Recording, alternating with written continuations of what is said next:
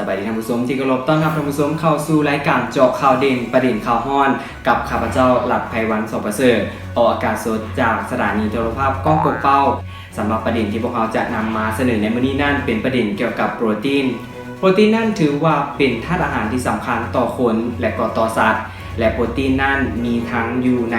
พืชผักธัญญาหารต่างๆและก็มีอยู่นำบรรดาสิ้นสัตว์ว่าจะเป็นหมูหมาเป็ดไก่และในอาทิตย์ที่ผ่านมาทางองค์การกกน.องค์การสสส.ได้มีการจัดกองประชุมปรึกษาหารือกันว่าด้วยการนำไส้โปรไฟใหม่แทนโปรตีนแทนดังนั้นจึงได้ออกแจ้งการฉบับเลขที่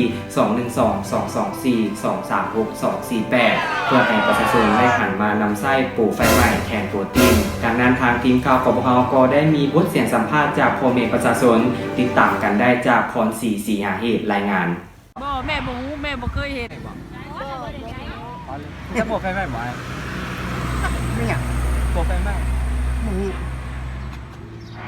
หลังจากทีมข่าวของพวกเราได้ลงสัมภาษณ์เสียงจากพ่อแม่ประชาชน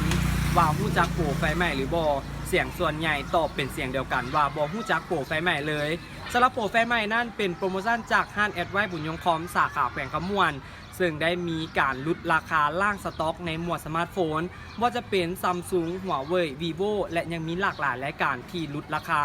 สำหรับโปรโมชั่นนี้เริ่มตั้งแต่มื้อนี้จนกว่าสินค้าจะหมดมันอยู่มาย่อยถ่ายภาพพรศรีศรีหาเหตุรายงานสรุปแล้วโปรไฟล์ใหม่ก็คือเป็นโปรโมชั่นจากห้างแอดไวบุญยงคอมสาขาแขวงคำม่วนเพื่อจัดกิจกรรมเป็นการลดราคาสมาร์ทโฟนทุกรุ่นสำหรับผู้ใดที่ว่าสนใจสามารถเข้าไปสอบถามกันได้สำหรับมื้อนี้สบายดี